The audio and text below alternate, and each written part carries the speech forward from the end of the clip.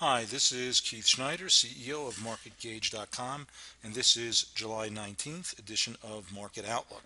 Don't forget to sign up for this at www.marketgauge.com. You receive this free in your inbox each week.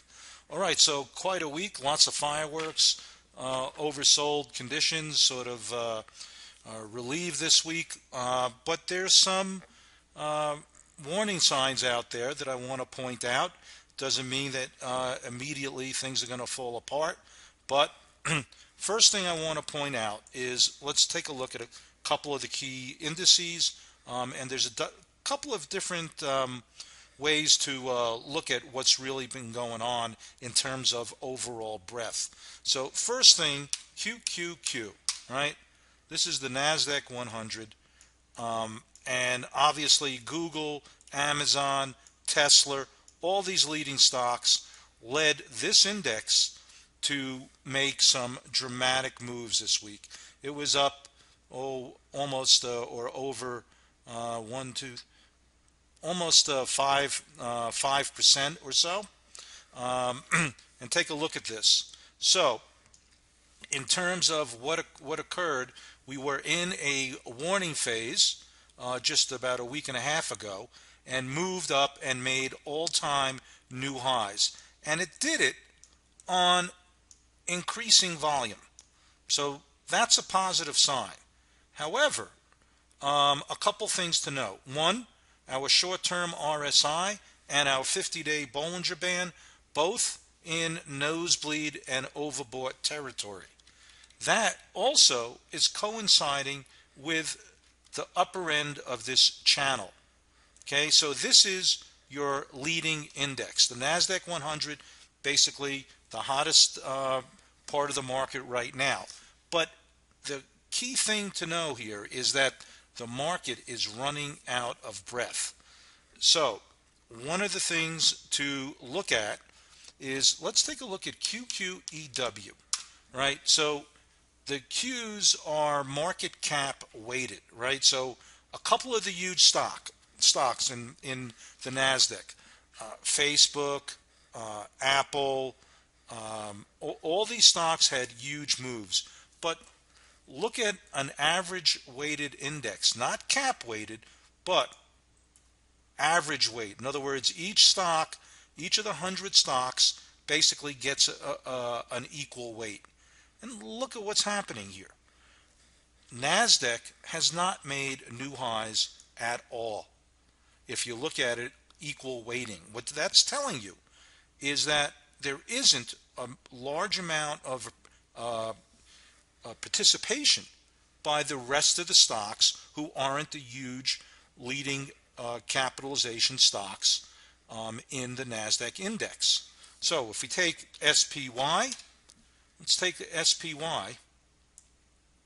This is the S&P 500, and that index is also telling us a story here too. It has not broken out to new highs. Now, does it look great on the charts? Absolutely. However, take a look at this. The much broader base S&P 500 has not had 1 day of accumulation during this run-up over the last several days. So we're still on the upper end of the range, but again, top end of the channel, still quite above here. So you did get a nice, very sharp rally. Can't argue with price. So the price momentum is doing well. What is deteriorating is the market internals and the breadth. And again, taking a look at the RSI, we're sitting just about at 97, which is what I would call on our short-term RSI pretty overbought. But let's go back again to the NASDAQ 100 and looking at the QQEW. So this is the one that is arithmetically weighted, not market cap weighted for each one. So you can see we barely moved up on Friday with the QQQs up almost 1.5%. That's quite a divergence. So let's definitely keep an eye on what's happening there. And again, I just want to reiterate, QQQ at the top of the channel, overbought on the short-term RSI, on the 50-day Bollinger as well. So whenever things are hitting the top of its channel, right, and that's a pretty good channel up here, it's also blown through the top of the Bollinger Band, and basically is trading in this large channel.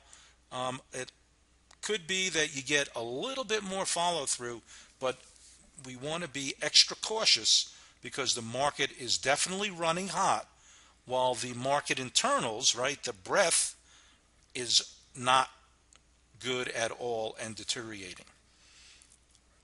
Okay, so let's take a look at some market sentiment. XIV is short-term volatility, and again, this is more of a coincident indicator, and again, tracking pretty much what the S&Ps are doing. The XIV short-term volatility bounced off the 200, moved back into a bullish phase, but again, not at new highs. Very similar action to the underlying index, the S&P itself.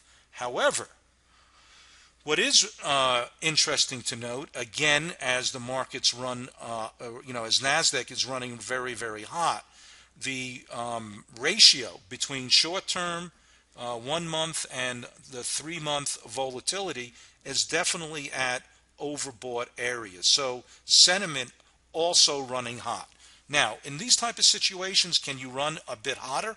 Absolutely. You can see we definitely ran up a little bit, but with everything here, you may be talking about sort of a blow-off type scenario, and again, sentiment running rich along with overbought readings, a little bit more caution than normal. Taking a look at the McClellan oscillator, which is running on the S&P 500, we got to touching the overbought area and turned down on Friday. So again, this is also indicating in the S&P that breadth is waning here, and this is what I would call a part of a intermediate term sell signal that was generated on Friday as the breadth basically waned here as well. So you got sentiment running rich, you got some of the market internals here running rich as well. This is definitely a situation where the market momentum overall is good. However, the underlying pulse of the market, not so much. One last thing, moving away from American indices, IWM, similar scenario, right? This is, right, the broadest based index, not running so good. Actually, on Friday, it was down 0.4% or so. So not running so well there, and we certainly haven't taken out the highs of the range. We're basically in the mid part of the range since the beginning of March. Let's see what happens. Again, another interesting point to note out, that the broader based IWM smaller cap companies not running quite as well, and in fact for the last 3 or 4 days not really gaining any room whatsoever, and not so good on the volume either. Not seeing any really strong volume coming in on this move up over the last couple of days or the last week or so. All right, taking a look at bonds. Let's take a look at bonds. Basically, we're trading right around the 50-day moving average. As you can see, that's declining. We bounced off the lows of the range over the last two months or so, and overall sharply declining 50-day moving average, attacking it, but again trading within this downward sloping channel. Overall bias still on the negative side.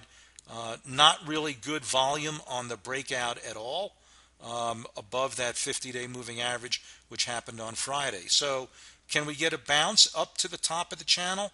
Absolutely, but that's going to meet resistance. That channel is pretty well intact and would get up to the top of where the 200-day is trading as well. So pretty good resistance around the 123.50 to the 124 level in TLTs. That's still a pretty good size move, but it looks like to me overall negative trend still intact in bonds. Yellen did announce that she wants to raise the rate sooner rather than later. Let's take a look at some of the weekly ratios in some of the sectors here.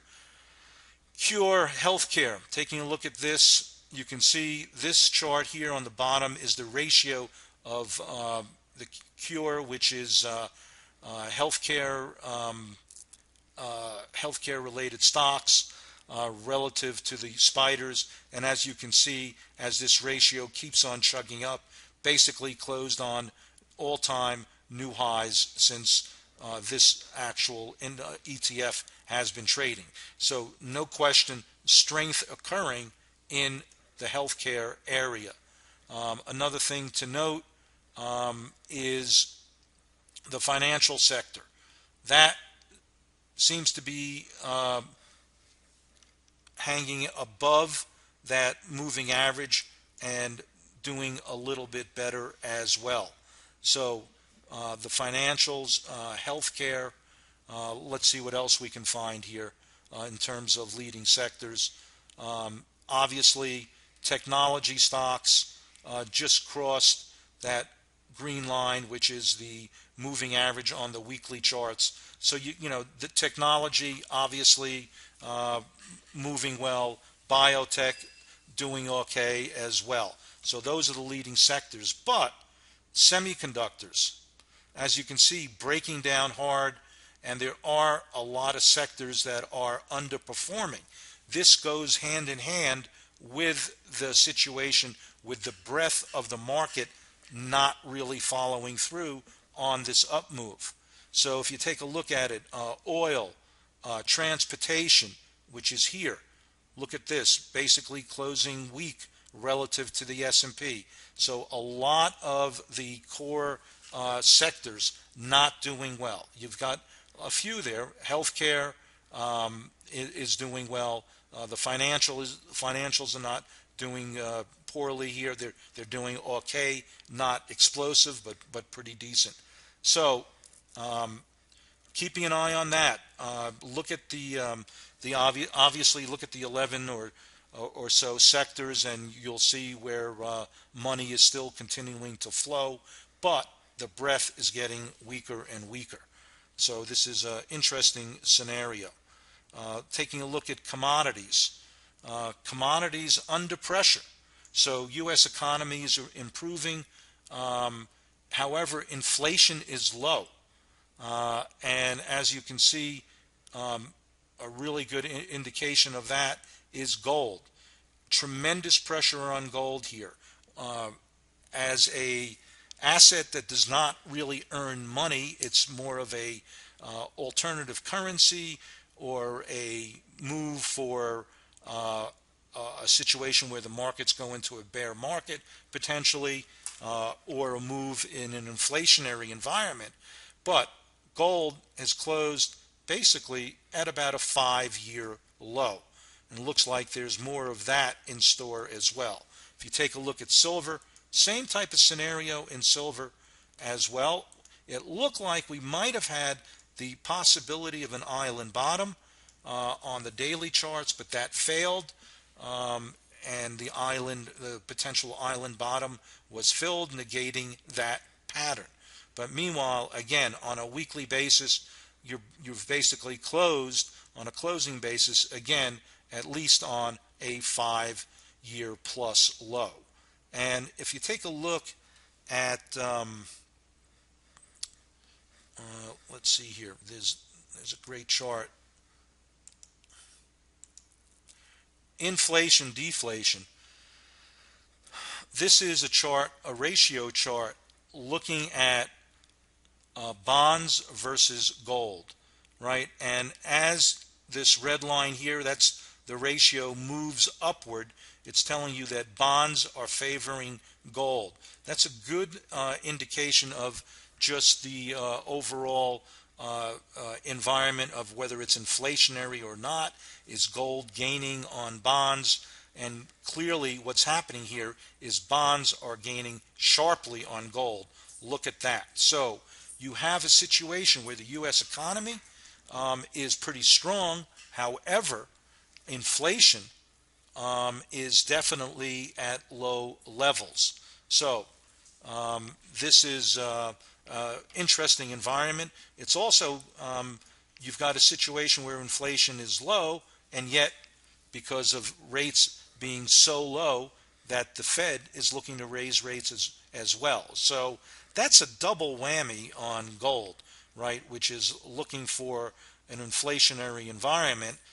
You're not getting it. You're getting a deflationary environment, or at least a neutral environment. And on top of that, the cost to carry gold, because it doesn't earn any money with higher interest rates, is putting additional pressure on that. So not a good situation for gold or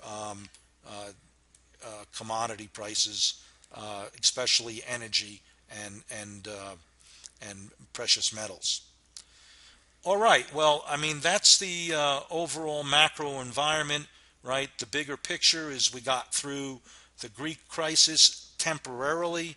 Um, let's go back and take a look at the chart on Greece. Um,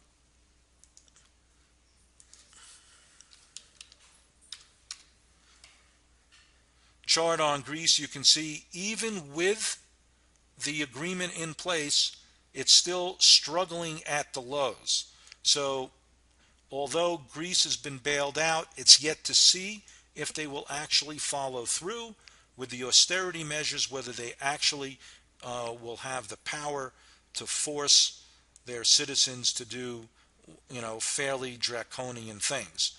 So right now, certainly we've got a situation where the imminent defaults is sort of off the table, and the surprisingly, the Greek stock market here has not reacted, at least right now, in a positive way.